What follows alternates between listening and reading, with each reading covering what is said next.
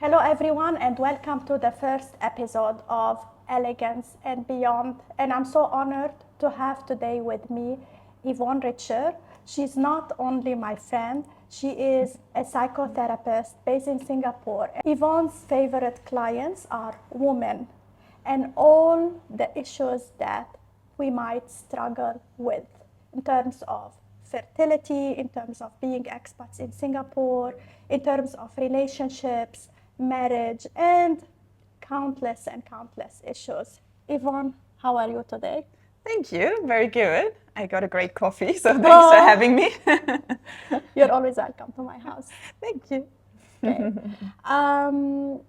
How do you introduce yourself, and what is your favorite topic? Yes. Let's say, what's your favorite type of clients? Yeah. Because we are all in service, and even me, I have a favorite type of woman to work with. Yeah, exactly. So my clients usually are women that kind of gave up their lives in order to support their families, support the father's, partner's career choice, and move abroad. And with that, which sounds exciting, and it is exciting for sure, but they often underestimate the impact on their identity, on their roles. I can relate to that. Yeah, I can relate to that as well, due to my own experience, right? So we come to a different place, and everything is exciting and adventurous in the first, couple of weeks probably. We have loads to do. We are finding apartments, we are finding schools if we come with children. And we didn't know that so much of our identity is tied to our job that we had before. Yeah. And especially in Western cultures, Yeah. We are praising independency so much. So when we decide to give up this independency, which we do happily, right? We come, and at some point it's almost like you hit a wall and you feel like, oh, okay. Who am I? Who am I? What am I going to do the whole day? And then you may come to a country like Singapore where it's not easy to find work, right? Due to visa issues. I'm having a mirror now. Yeah. Yeah. Our passes basically say dependent pass. Yeah. We can't have a bank account. We can't even have a phone contract, right? So this is something that many women struggle with, yeah, badly. And then the whole dynamic of the family will change as well. So sometimes it's not even that the partner changes, but sometimes like innocent questions like, how was your day, can set you off. Exactly. It's a huge trigger. It can be. You can't even describe your day because he's going to work, and then you feel useless. You feel that, oh, what did I do? I didn't do anything. And in fact, you're doing a lot, but actually just because you lost your career. Exactly. And many people, especially the ones back home that never moved abroad, they can't really fathom it. So often they just keep quiet, right? They just think, okay, it's me. Maybe something's wrong with me. I just need to find myself again. And then they get very stressed by chasing that identity, right? Instead of being compassionate with themselves and saying, well, that is a hard time right now. But of course, then your complete support system is not around you. You have to build it from scratch. Yeah.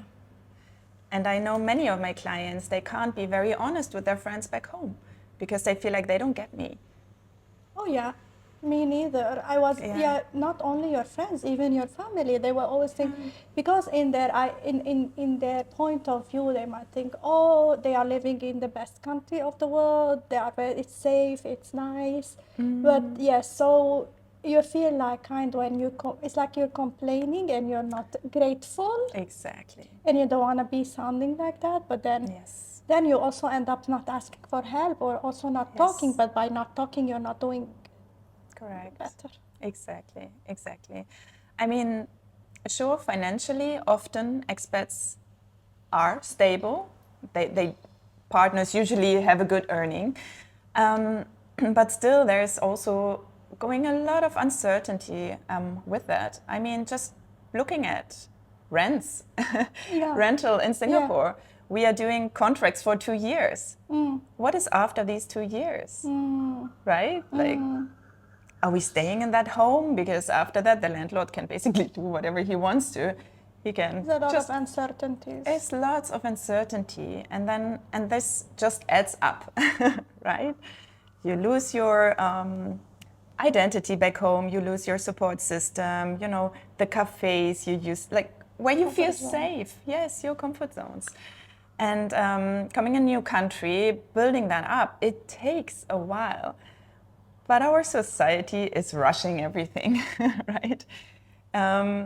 So we don't give ourselves the time and the compassion to, you know, find ourselves slowly again, or, you know, becoming someone new, whatever we choose to go, what path we want to go, right? So yeah, and if then on top of that, different challenges arises as well, such as you're moving abroad, so maybe it's time to start a family. And then, of course, it doesn't work, right? Oh, yeah. So then there comes the whole fertility question, which is one of my, I wouldn't say favorite topic because it's a very, very heartbreaking topic. But I do see clients that go through that. I went through that myself, so I do have a sense what it does to them. And working with these women is just a pleasure. I'm really honored when they come to me. Yeah. Thank you for sharing. You mentioned something about self-compassion. Oh, yeah. So, well, with this topic, but in every topic, not only when we come to a new country, how can we be more self-compassionate towards ourselves? Because that's what I see with my clients as well, with myself. Everyone is a work in progress, right? Yeah. And you always have to remind me that, like, if you do this, it's not on you. You have to be more compassionate towards yourself. Treat yourself the same way you treat your son, you treat your husband, you treat your friends, with the same level of compassion. So if you can define it to us, and how can it change your relationship, not only with yourself, but with the whole, with your environment and how you see life in general? Yeah. So self-compassion basically are 3 separate elements. One is just acknowledging that something is hard, right? Being a mom is hard. You know, being a trailing spouse is hard. You know, just acknowledging that life throws us stones into our way, and it's hard, right? Another element is common humanity. You're not alone in that, right? Other moms have it hard too, right? Other trailing spouses struggle with the same things, right? We are not alone. And I think what is very important is to clear up also the myth that being compassionate to yourself makes you lazy, because it's the most... Or selfish. Or selfish, exactly. I hear that so often. Well, if I don't, speak very harshly to myself, I will never do anything. But this is not what compassion with yourself is about. It's actually about when you fall, you can get up much quicker, because you are not afraid of your own voice inside of you. Because whenever you fall, whenever something doesn't go the way you want it to, you can always come back to yourself and find kindness, and compassion. So the third one is treating yourself as you would be a good friend of yours. Being your own best friend. Yes, exactly. I take myself to lunch and to coffee. And yes, that's the only thing like I feel that I enjoy the most when it's like I deserve it. Let's go like a lunch date with myself, or not only shopping, or Yeah. just this amount of serenity that I need to Exactly. be with myself. That's for me, it's self-compassion. Yeah, and And that is also- so wonderful. Now let me ask you though, if you do a mistake, right? How are you treating yourself after a mistake? I used to be so harsh on myself, and I used to beat myself up. I have learned, I'm still work in progress, but I could tell you that I really, really, how to say, really got better. I allow myself to make mistakes because it's part of us being a human being. And say, we learn and we move on. I tell to my brain, although, sometimes, with this overthinking and our anxieties, oh, what did I do? Why did I say that?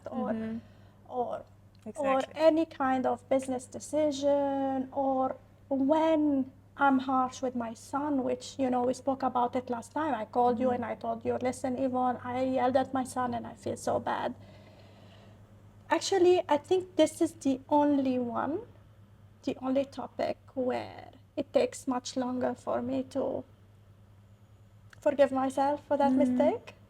But the other, I just say, okay, I learn and move on, especially with business and other things, because that's part of being an entrepreneur. But I still beat myself up when I yell at my son, which just happens, 2 or 3 times in a year, when you're overstimulated, you're under a lot of stress, and you just can't anymore. Yeah.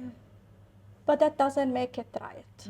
And I'm aware that it's not right. Yeah. But it's okay. It takes me a few days to get over this. And yes, I beat myself up for that. Yeah, exactly. So if you are more compassionate with yourself, you may get over it much faster, and you will be able to look again outwardly and do what you need to do, taking care of your son and after these moments, right?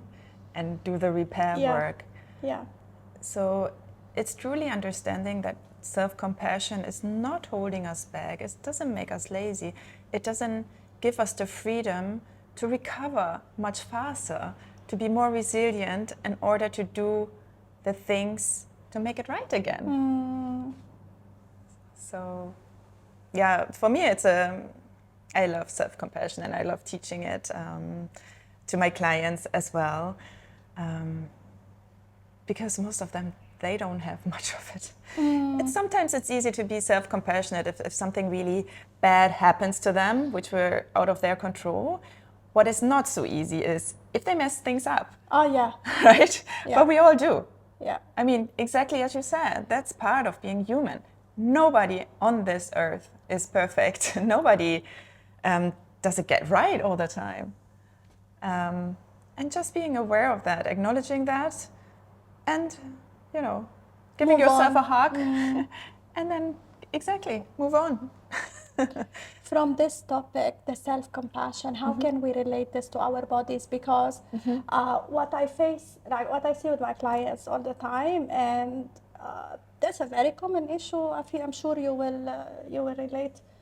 No one is happy with their own body, and when they come to me, or when we just have this discovery call where I'm just getting to know the client, and she would tell me that I'm not ready because I want to lose weight, I don't feel good about my tummy, I don't feel good about my hips or whatever, and I still wait to lose. I want to lose weight before I actually engage your services. And this is the best topic when I say that you don't need to lose weight before you have to style yourself. And why?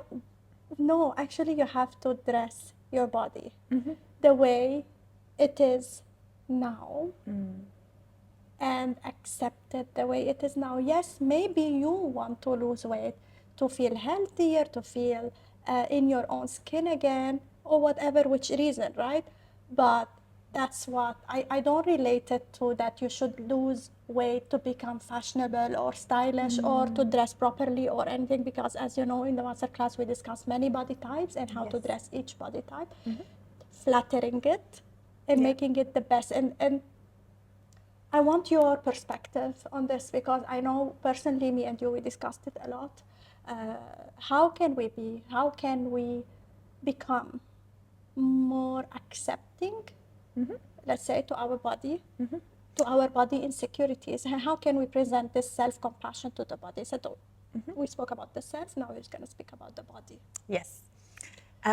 So what typically happens is that we take an outward perspective, right? We are looking from Objectively. From outwards to our body, saying, "Oh, our hips are getting bigger and bigger." We get tummy. How is it called? These rolls. Yeah, I also don't know that. I don't Never like to and we are losing our inner perspective. How do we feel in our body? What is our body telling us, right? And I see that so often, especially obviously perinatal. The mommies that just gave birth to their babies and they feel so betrayed of their bodies that they didn't bounce back immediately. And because that's the social media that tells everyone that you have to bounce. Look, my body, I delivered the baby 2 months ago. But that's not reality. This is, for one, it's not reality. And the second thing is also, we are looking for that. That's our brain's doing. Our brain always is biased, right? So when we believe our body is not great, we are looking for all the proof that there are other bodies that are better, right? We are not objective. Our brain does not want to make us happy. It doesn't care about our happiness at all, actually.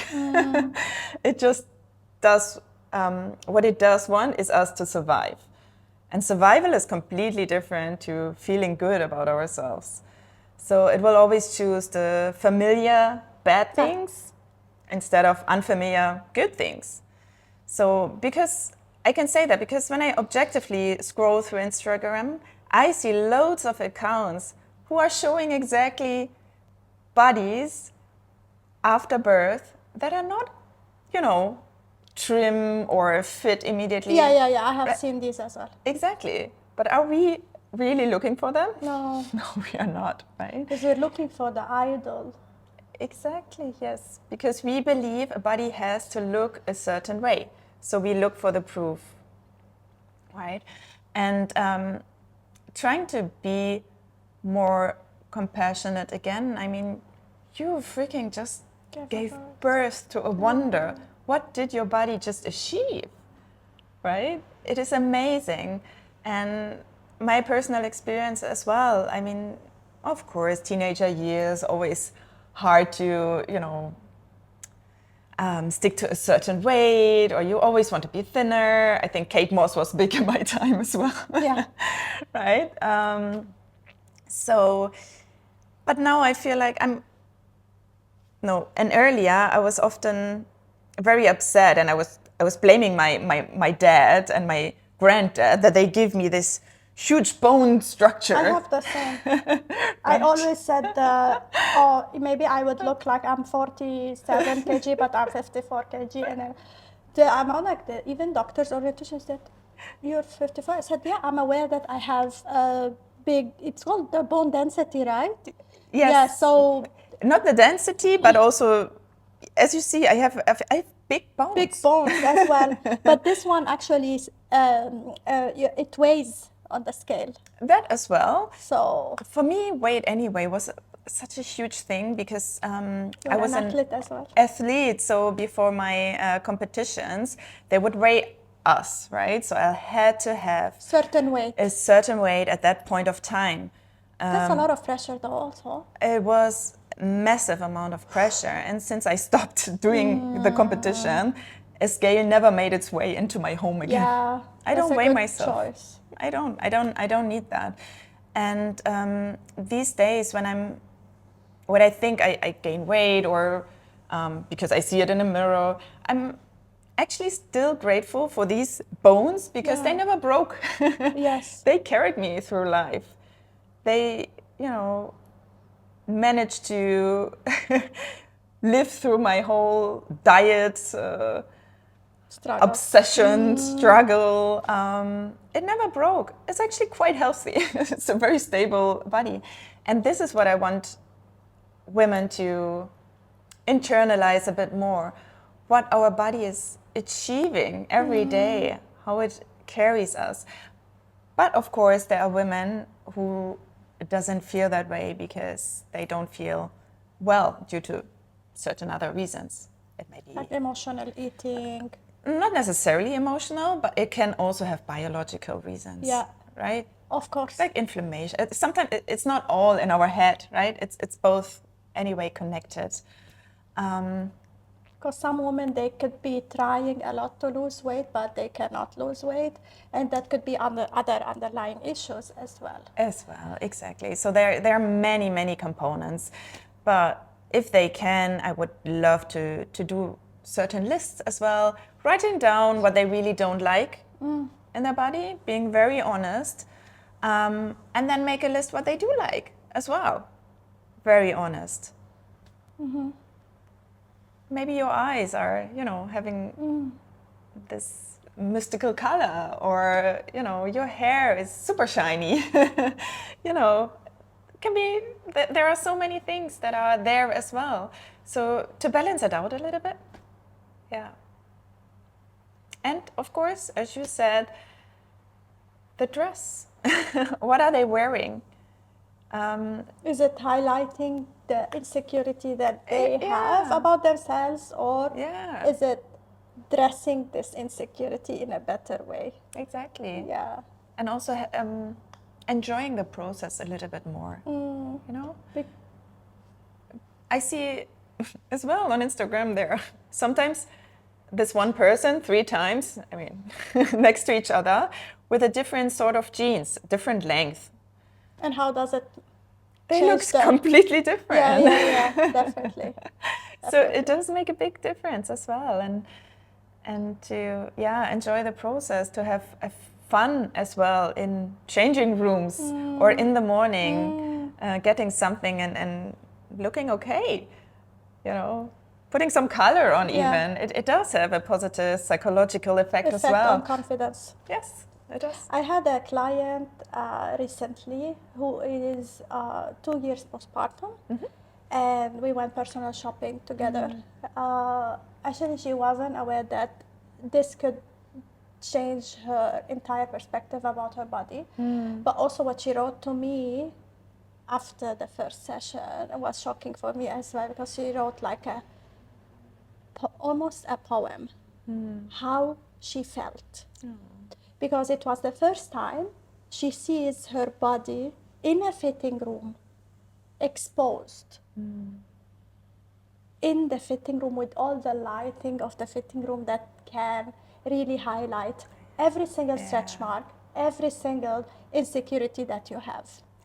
So she was avoiding that for 2 years, but also because she's just working and taking care of the son, which happened to me as so relatable. For me, 2 years and a half, I wasn't even looking at myself in the mirror. I look at my phone gallery. I didn't have photos of myself. That's why I say to the mothers now, please make sure you take photos of yourself, because it's also make you feel better, right? And back to the client. 2 sessions of personal shopping, dressing her body as it is now, did a huge impact on her confidence. It be not only confidence, it's like having this, this effect of, it's called inwards, outwards. I don't know how it's called, sorry, but it's like sometimes when you start fixing one thing in your life, the rest is like domino effect, I would say, okay? Ripples effect, yeah. Yes. Sometimes you start with actually losing weight, then exercising, then the style will follow. That what happened to me, how I did it. For her, it was the opposite. So her life started to change after the personal shopping and the styling. So she suddenly felt better about herself, more confident. She said, I can be the CEO that I'm dreaming to be. Plus now I'm motivated to lose the weight that I always wanted to lose. So that was the effect. That was in her own words. Yeah, it's beautiful. Like, just imagine you're getting up in the morning and you're going to the cabinet and then there are nice clothes that are suitable, that you really enjoy. And it's even, we teach our clients as well, if you sit like this, and this posture is set, we try to, how do you feel when you sit like this? How do you feel when you sit like this? It is a difference. So yeah, it matters. It matters. Of course, when she says, okay, now it's the time to lose the weight, then I'm, of course, also asking, okay, what makes you want to lose that weight, right? Because this is usually something that, again, like external validation, is that only if you it? want to be feeling healthier, right? I would encourage that. Yes. Yeah. To add on this, you know that a lot of women overcomplicate the losing weight part, because you need to do this, you need to do that, you need to eat this, you need to cut the carbs. But actually, what everyone forgets is it's just science. You need to cut down few calories of your daily intake. That's how we lost weight, me and my husband. Even my husband was not exercising back then when we started our lifestyle. Yeah. And I was exercising. But even before exercise, like when I was exercising without changing my food habits, I wasn't losing weight. No, I think it's Trust like me. 80% diet and 20% exercise. But I experienced this myself. It's not really, I was like thinking, oh, that's ridiculous, until I really experienced it myself. But then, of course, with the intermittent fasting, and this a lot helped for me, and also the meal replacement. So basically just to focus on one big meal a day. That was the beginning for me, how I lost the weight drastically. But focusing on the quality of the food as well, not to eat fried food, not to eat, of course you can still eat carbs. Carbs are important in your diet, but not to focus, I used to have 2 plates of pasta. Yeah. I didn't have this anymore when I was on diet. But that was only for 1 month. And then I lost, within few months, I think 2 or 3 months, was 10 kg, which was healthy, because that was not fast.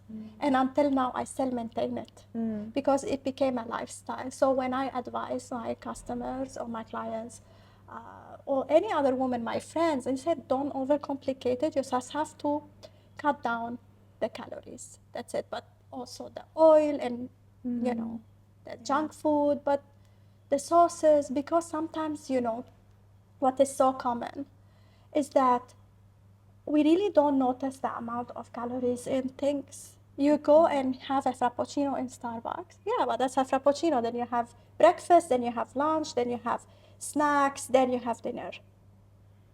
Plus if you're not exercising. But you know, it could be like more than 700 calories in 1 cup frappuccino. Yeah. So, but basically just this, calories, that's it. Yeah.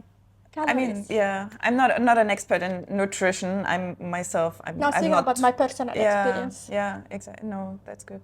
I just wouldn't advise on how to lose weight. What I would advise is really the reasoning behind the loss, and how to keep up the motivation, because the motivation is usually not the 5 kg. It's more like what will happen if you continuing doing the exercise, when you're continuing only eating what fuels your body, right? Instead of, it's say, part of the chocolate or self-compassion, frappuccino. isn't it? It's part of the self-compassion towards your body, like treating your body in a good way. Taking care of it, is it not part of self-compassion? Self-compassion comes more into play when you have a day where you don't eat the half. Allow it. Okay. Exactly. To not just say, okay, I'm because this is what happens if you have a low self-compassion, is you have a day where you don't do the exercise that you wanted to, or you eat way more than you wanted to. Then you feel like, well, okay, this day's anyway, it's over, and then I can eat the, chocolate as well, right? And self-compassion is more like, well, okay, you did it, happened, it's part of our journey, and then they move on. They go on and watch it again, right? Whereas if you have a low self-compassion, you may just think, Beat oh yourself gosh, up, yeah. yes, Yeah. Now it doesn't matter anyway. Yeah. I enjoy my weekend burgers with my son. Yeah. And I would feel nothing about it. Yeah. It's like, I enjoy it.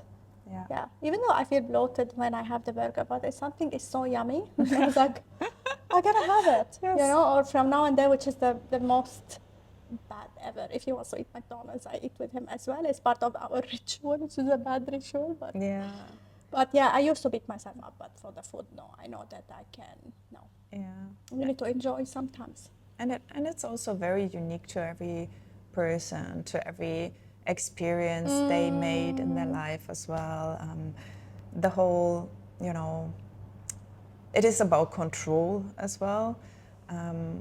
For instance, when you're an expat and you lose lots of control, lots of safety around you, then you may want to put all your, you know, It happened to me. yeah, happened control to me. on your body. Yeah, and I think I gained so much weight as well when I came to Singapore. Yeah, because I also don't forget the fact that if you're Caucasian as well, you come here and then you don't know. I'm a picky eater, so I didn't know what to eat, and so I ended up eating McDonald's and pizza every single day. Yeah, so that I is was healthy. And the buns, my favorite was finding these bakeries with the buns, and that's Oh, they're nice. The sugar buns. with the butter and everything. So I was like, Yes. okay, yeah. So I would really understand. I feel that what you're talking about is relatable to every single woman. Oh, I hope so. Yeah. We would all have our experiences around that. Yeah, we do. And I feel it's very important to try and listen to your body. Try to listen when your body says, well, maybe it's enough food now. I think that's mindful. more mindful anyway. Powerful than to really calculate it. But just feeling, is my body really wanting chocolate, or is there another need? Maybe, you know, we often try to soothe ourselves as well. Emotions arise, stress arise. Let's have a cheap dopamine chocolate, or, you know. So sometimes just, you know, asking yourself, is there anything else my body may be needing? Yeah. Yvonne, I have a question for you. When a woman says, I have lost myself, is it really that she lost herself, or she doesn't know that she's becoming someone else? Exactly. She certainly feels that way, right? And that's no wonder. We often, you know, pushing through silence ourselves, often for the sake of, you know, peace, avoiding bringing ourselves to the table. So when she is saying that, I get a little curious what she's missing, actually, if she remembers what brought her joy, right? Because so often they don't know, they can't answer that. Once they feel safe though, once they allow themselves to look a little underneath their stressful daily lives, they come up with, you know, ideas and things that they enjoyed doing when they were maybe a bit younger. And yeah, we are trying to explore that. So for me, losing yourself is probably more the way of becoming, right? It is, the journey never goes like this, right? It will always have ups and downs. It's like the stage before, right? Exactly. Sometimes For it may becoming be, who you're supposed to become. Yeah. However, that feeling is real, and Valid. it is valid, and it deserves attention. It is really hard sometimes to come up with that yourself. You can read loads of self-help books, and you can, you know, trying to take care of your nervous system and all that. But the question really is, can you talk about it? Do you speak it out loud? Because that makes a difference. It doesn't have to be a therapist necessarily, but are you talking about that? or are you just, feeling uncomfortable thinking about it at all? So yeah, it's part of the process for sure. And I do believe anyway, there is no destination. It's just about the journey. It always has been about the journey. Okay. It happened to me. So I'm like, I'm talking to you. And then I remember I went to my friend. I was like in this 2 years postpartum. And I was telling him, I don't know what, it's like mostly it's like this scene from Barbie movie where she's this monologue where she's telling her, woman, we are supposed to be this and this and this and this, and where is me? Because I was feeling frustrated that I just became only a wife and a mother. And I almost forgot, actually at that day I didn't know where I'm headed anymore. I didn't know what I like. I didn't know what I love to do. I forgot. I told him like everything I actually touch doesn't work. I tried to do this, it didn't work. I work in luxury, it didn't work. He said, hold on. Who said it didn't work? It's just like you don't know why this journey was this way and what it was preparing you for. And now I understand what he meant, because after that day, I got pneumonia, and with the pneumonia, actually was hospitalized. It was the first time, that's what my question before to you, like, why do we always wait for the body to force us to stop, to realize things? But actually, I was forced to stop and realize things, that was the first time in 2 years I don't have to take care of my son. And I have this excuse to be in the bed and do nothing, which I never allowed myself to do. So basically, I was only watching series, and I never watched series in my life like this continuously. You don't have time to just sit and binge watching. For 2 months, you're not allowed to exercise. You're not allowed to, to do any hard activity. So basically, you need to take care. You have a lot of time with yourself. And after this, I started to actually post on Instagram. I was faceless. I was posting faceless before the pneumonia, but then I broke through and I showed my face, and the rest is history. At first, I was thinking it was Instagram, but it was more than Instagram. I was remembering my dream. But actually, that was the lesson that I always tell women. Before the body actually forces you to stop, do this to yourself, stop, and have a week if you want. 2 weeks, 3 weeks of mindfulness, of not doing anything if possible. Life is so hard, you cannot always do that. Let's be just realistic. Okay? But pause. It happened to me 2-3 weeks ago. I had 1 week of doing nothing. I just was mindful. I was practicing mindfulness. That was after our conversation. Thanks to you, because you were telling me that I need to stop. But actually, I really stopped, and I enjoyed my life. And my friends were here from Switzerland. We went out, and I was having the fun, which we don't have fun every day. And after this, I restarted better, I feel. Absolutely. We are just not giving ourselves the time that we deserve and so desperately need as well. It does always have to be productive. Even Otherwise the books, we will feel bad. even the books we read, we need to get something out of it. When we go out, we listen to podcasts as well, because we need to learn something, right? We can't just waste that 1 hour. And you told me to go out and look for the colors. I did it yesterday. I was like, my mind was shifting when I was having the walk, but I was like, come back. I was just looking for flowers. Beautiful. For nice flowers. Yes, and this is actually the skill that we like everyone to practice. It's not the meditation. The goal is not being focused on that meditation. No, it's the repetition to bring our minds back. Train the mind. This is the skill, the muscle that we need to build. In the journey of my clients, right? In my clients' journeys, you know that I work on both sides. Yes. On the inner side and on the image, which it often gets, it's always unseen, and I don't have to explain it online all the time because it's also so personal. Blending both, because I always believed that fixing the image itself will not fix your inner issues. Yeah. What's your perspective on this? And let's say,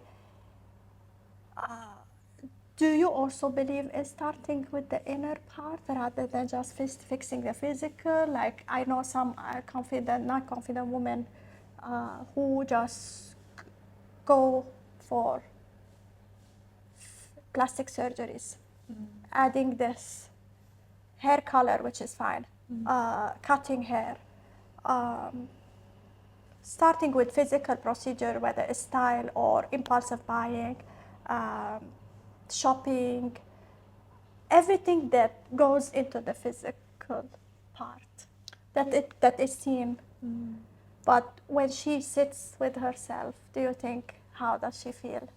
So that's why you're here with me today, because our worlds are combined. And I always believed in this, and that's why you're my first guest. Thank you. Yes, I think often when you just invest in your physical appearances, right, it's either you are hiding behind something, right, and you think that these quick fixes makes you somehow more loved, perhaps, more confident, which is usually just a short-term thing, right? It's like putting a plaster on the wound, just actually.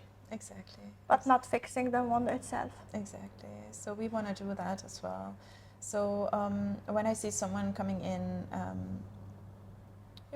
dressed all in gray, like gym clothes kind of thing, it's often a sign for me to also double check, is that really what she loves wearing, or is it something that she is again hiding? She doesn't want to be seen outside, right? Like she want to disappear. She doesn't want to draw attention to her, which I hear all the time, especially. Yes. Yeah, not surprisingly. So I think it goes hand in hand, absolutely, to talk about what comes up when she would be choosing the clothes that really speak to her, or if she has an idea, and finding what I found personally very interesting, because in one of your classes you asked for a muse, which I didn't have.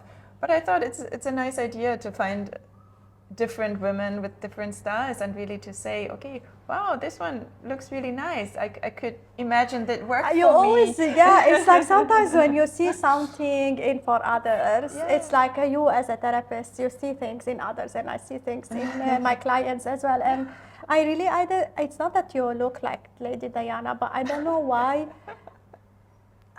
the vibe, you reminded me of Lady Diana, and it happened that Lady Diana was in the section of the muses, because she's one of my muses as well. Like, less than Audrey Hepburn for sure, but she was always iconic for me. It's not like I don't look like her, but for you, with your cut, with your blonde hair, and with who you are, because she wasn't really only following the rules of the general rules of elegance. She had her own style. Yeah.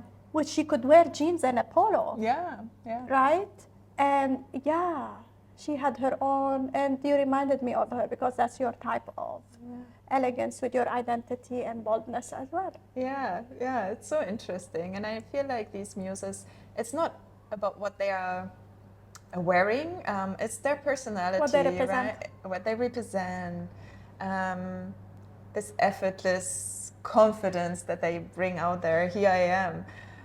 Right, and I wish every woman would feel the same way. And do you think these women do the inner part?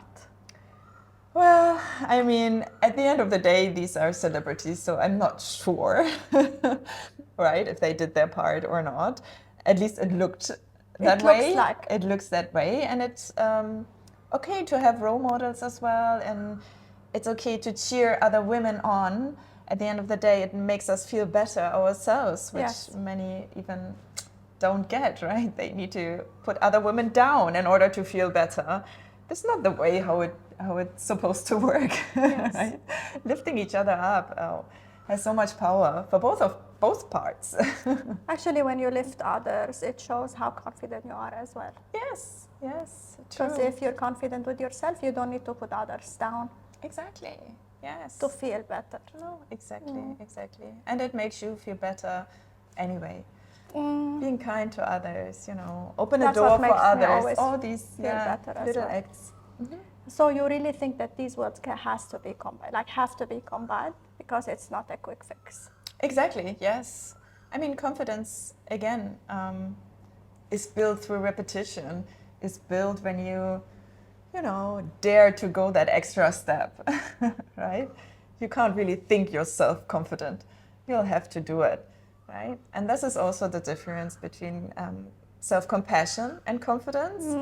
Confidence goes up and down. You move countries, confidence may go down. You have a new job. I said it in one of the videos. Confidence goes down. Motherhood, confidence goes down, right? It's true. My confidence went Yeah. up and down all the time because I said that it was always related to something. Yeah. So if your confidence is related to your job, the job is gone, your confidence will stumble. If it's related to a person, to a spouse, to friend, Oh, yeah. gone, Yeah. you will feel again. You will start from zero. Yeah. Anything to money. Exactly. Yeah. If you're confident only when you have money, Yeah. or only when you achieve, or only, anyway, related to object, people, achievement, only until I found out that it should be related to myself. Because that's all I have. So if any external factor is gone, I still have myself. I wouldn't say, remember the topic we had as well, we discussed. I wouldn't say no one is everyday confident, or you have to. Oh, yeah. Yes, but if you're self-aware, and it's okay, there is no one, the biggest leaders, the biggest billionaires, the biggest entrepreneurs, whoever, no one is 100% confident all the time. But I wanted to ask you if you could give a bit, like few tips that, because that's your expertise, I could go for so long, like it's so personal, okay? But what are the universal tips that could work for every single one if they want to work today on their confidence? Where to start? Like just maybe 5 tips to do every single day. And we know that the habits need to be done for a month at least to form. Every single day, few steps. That would be a bit difficult because it is unique as well. It depends on your experience, on your story, on your values. What I like to do with my clients is a bit of like a meditation where they can really relax down and imagine themselves being at their 80th birthday. It's an exercise you do. Is it the future regression? No, future self-regression? It's not a regression, it's actually progression. 1 second, it's called, because there is the past life regression where you can see yourself, let's say, backwards, but this one called, never mind. No, exactly. It's part of acceptance and commitment therapy is an exercise from there. So you just imagine yourself on your 80th birthday, and then you imagine people standing up giving speeches about you, and then you gave me goosebumps. It is super emotional.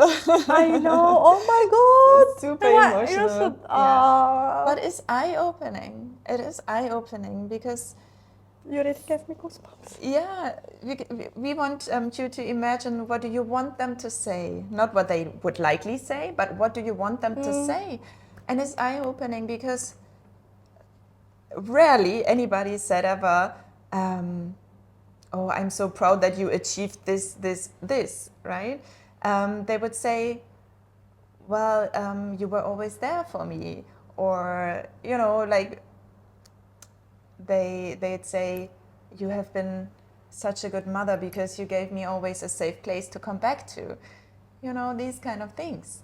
And once we are very clear on our values, then... And the priorities. and then we can set priorities. We can go through different areas in our life and see what are our values there in parenting and in a partnership, in our professional world, and with our friends relationships, right? And then see how important it is, and where are we right now? Are we acting according to our values? And what that really could matters? help the confidence as well. Totally. Wow. Yes, totally. Because then you slowly figure out what matters in your life and how to get there. And once you get there, or taking small steps to get there, that will boost your confidence anyway. How about getting out of the comfort zone, but with a tiny thing, every day one thing, or every week, just to break one part? I say it because of my content creation part, and then a lot of my community always ask me, how can you talk to the camera? And actually, last year, I said it also on a video on Instagram, that just do it only one time. And even if your voice is shaky, actually that's your brain telling you this, that people will not see, but then after this you break through. And it happened to two of my friends. They actually did it, and now they continued with these Instagram videos. And one of my friends was also like me before, faceless. And then I kept telling her, what to lose? Just do it one time. You're gonna show your face. And after this, it's history, right? And then again, it just happened, and her Instagram started to grow. But that's just an Instagram-related topic that has nothing to do with what we're. But it just gets out of the comfort zone. Absolutely, it One does. time only, because you might say that, okay, that's not for me, I'm done. But you did it, you tried, you just tried. Exactly. It's also, I feel that another thing that I would say is also seeing people, talking to people, especially for introverts, for example. They say, I'm not good around people, but then, yes, if I found it so brave of them to some, they really push themselves and they say, you know what, I get so drained, but I'm gonna do it. And they go and they are around, like even in community, in networking, and they go and they just are with others and they talk, and you know, they feel much better. They just face it, get out of the comfort zone. Exactly, and this is something we work on as well together, depending on what are your values, what is meaningful for you. And if you hate, It goes back to the values. It goes back to the values at the end of the day, and what you want to achieve, and also what makes sense. Because if you really don't like speaking in front of big groups, is that something It has nothing to do with confidence. Yeah, well, you could probably work towards it, but at the end of the day, do you really want that, right? Yeah. I mean, is that your dream? Yeah. Speaking in front of so many people, then of my course dream. you'll do it. Yes. And I'm sure you acting in front of acting. Yes, exactly, exactly. So it really depends. But yeah, you gotta step out of your comfort zone. There's no way around that, really. If we want to grow. Do you feel that the mirror talk helps in the confidence? It depends what you're saying in the mirror. No, the positive affirmation. I wouldn't say affirmations. I don't really believe in affirmations. I believe in, of course, what you want to set your brain, but positivity and how you push yourself through. I rarely talk to myself in the mirror. I just talk to myself, but not in the mirror. Yeah. But I just No, I mean, I'll do that too. I talk to myself. Okay, when it comes to affirmation, you really want to dive a bit deeper how to do that, because just because you say, I'm confident, it's the I vibration. love speaking in front of people, and your inner subconscious mind doesn't believe it, Yes. it creates even more of a dissonance there. So it's more like maybe around safety as well. to create a little bit of a calmer mind and a regulated nervous system, or I'm making it more clearer. I'm trying my best to be more confident today, or I'm taking the first step to be confident today. This is not such a huge shift, right? So this is something the subconscious mind can work with, right? So yeah, this is a good thing to do for sure. If you do it in a mirror or not, I'm not quite sure if there's research on In it. working with the subconscious, you feel that, I mean, it helped me a lot. Yes. Because to identify the issues that you might have had during your childhood or growing up, the things that we don't see in our conscious and that might have affected our safety, our security, our confidence, as we said. And I would, from personal experience, I would advise people to go to that area as well, to the subconscious mind, if the things can be solved consciously. Right? Yeah. And you do hypnotherapy as well, right? Yes, I do clinical hypnotherapy as well, and it helped me personally as well. Can you do mine? Quite a bit? No. Because you're my friend. Again, I was like telling Yvonne 2 days ago, like why no one wants to be my therapist? Because You are asking your friends. That is not I'm asking okay. my friends to be in my circle to be my therapist, and then I was like, why everyone wants to be my friend, no one wants to be my therapist? And that was so hilarious. It's like, you should be happy because everyone wants to be your friend, no one wants to treat you. I have done hypno. Yeah. And that was the, I would say that if my advice would be to, when you want to start in this journey, is the hypnotherapy, because the thing is, it's not like hypnosis. It's not like you see it in the movies or TV shows. It's, you're still conscious of what's happening, and it's not what people can consider scary is that because you might see things from the past that were so deep and hidden that, you know, it disturbs you. It disturbs you a lot for a few days, but then the afterwards, what happens is life-changing, I would say. That's why I got addicted for a while on hypnotherapy. And, but then at a certain point you need to stop, because there is, of course, there's always so much to see, but you just have to listen to your body and see what you need every year, especially if the person is like me on a journey of self-awareness, I would call it. Yeah. But I would really vouch for the hypnotherapy. Yeah. And I did it even online. So my therapist was not in Dubai anymore. She traveled to Berlin. Yeah. And that was COVID. And I'm pregnant. And I said that's the right time because I need to, that was brave.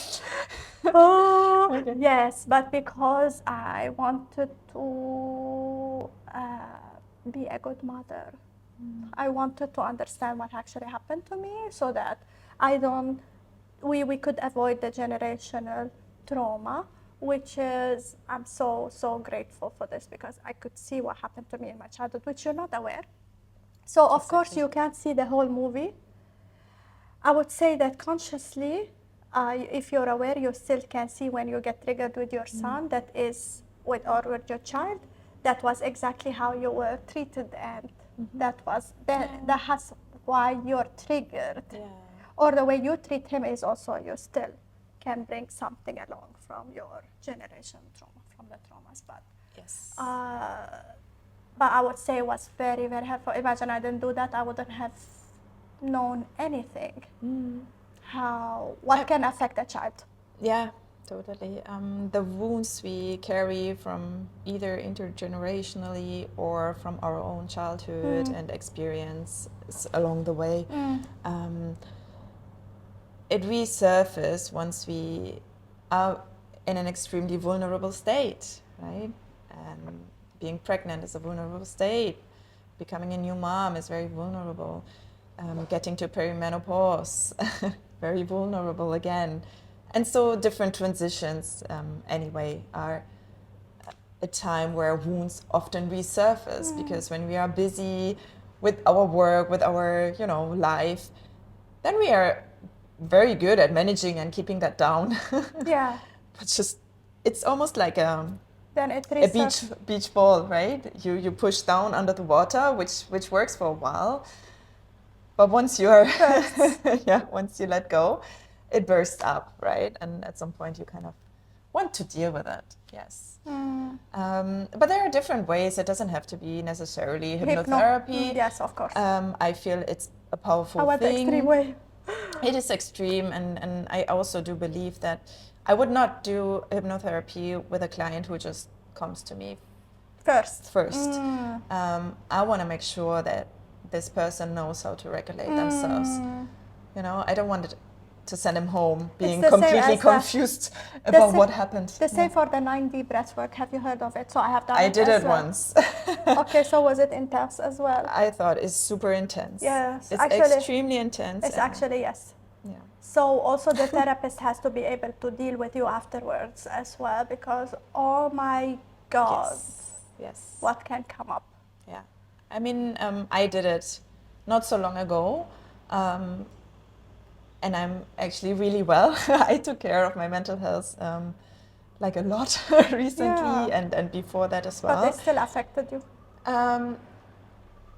Affected not in a way, like it was intense, for sure, but I was more worried about the ones that didn't do the work. You know, it's a group setting as well. What about the ones who struggle with anxiety but didn't really admit it to themselves? What is happening to them when they go home? Oh yeah. So I was more worried about that. But yeah, can't help them if they don't want to be helped, right? Oh, I think one thing I want to add when it comes to subconscious, there are approaches, and I mean cognitive behavioral therapy is not for everyone, but there's lots of evidence behind it, and they don't necessarily go into your deepest. Yeah, they pretty much work on the here and now. That's my next step, as we discussed. Yeah, so working really on your thought patterns, more the conscious mind. And the beliefs, right? The beliefs are as well subconscious, but exactly you will figure that out as well just by, you know, talking, analyzing certain situations, triggering situations, and see where it's coming from. And sometimes for especially intellectual clients, that my clients are, they mostly know that already, they can understand that, but they are not really, it's not groundbreaking for them at the end of the day. So then I really personally, for me as well, go to this acceptance part, the acceptance of emotions, to not getting entangled in our thoughts. It's so important, because I was also fighting myself all the time. Like, if I feel certain way, why are you feeling this way? And I was like, no, I should allow it. It's okay, you know, I feel sad today, that's fine. And you know what? Yes. Now I say it. If you tell me, how are you? I will say, today I'm not okay. You know, it's not my day. Yeah. You I know? have that children's book that I read to my children. It's called Grumpy Monkey, and it ends with, "It's a wonderful day to be grumpy." Oh yeah. This is my mantra. Yes.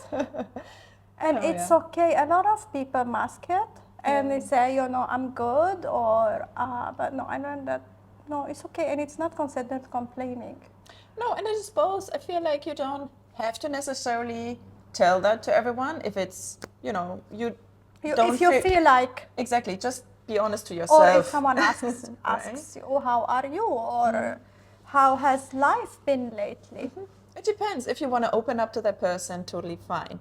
If you don't, totally fine as well. Just don't lie to yourself. I think that is the point. Not to yourself, yes.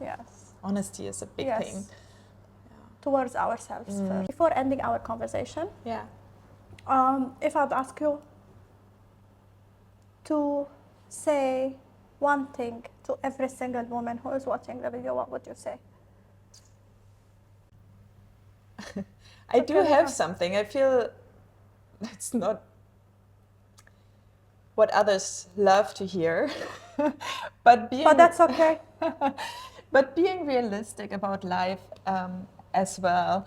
I feel like the whole wellness industry, or everyone, and I mean including myself, right?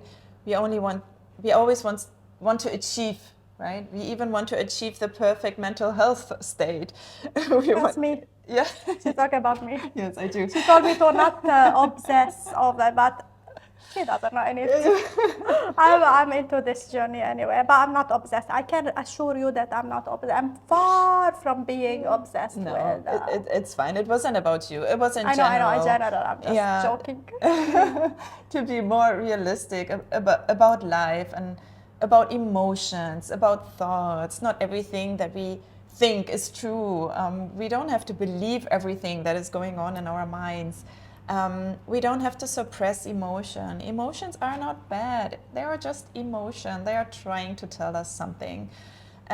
Sometimes they're getting a bit intense, and then it's time to maybe work on our capacity to feel them, to allow it to feel them.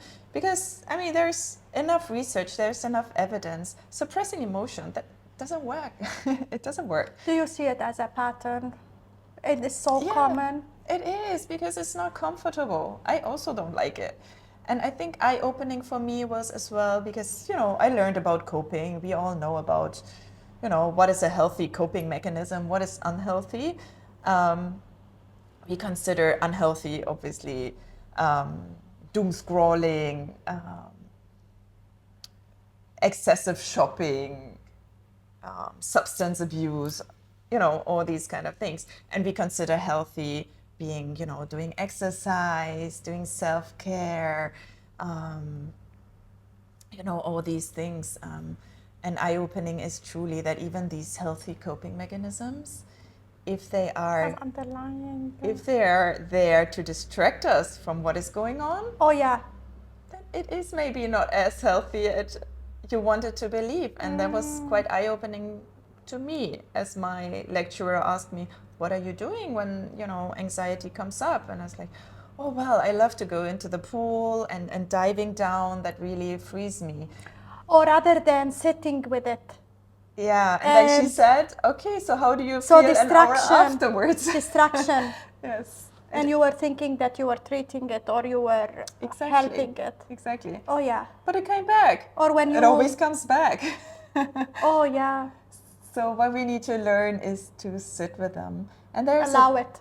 So important. Exactly.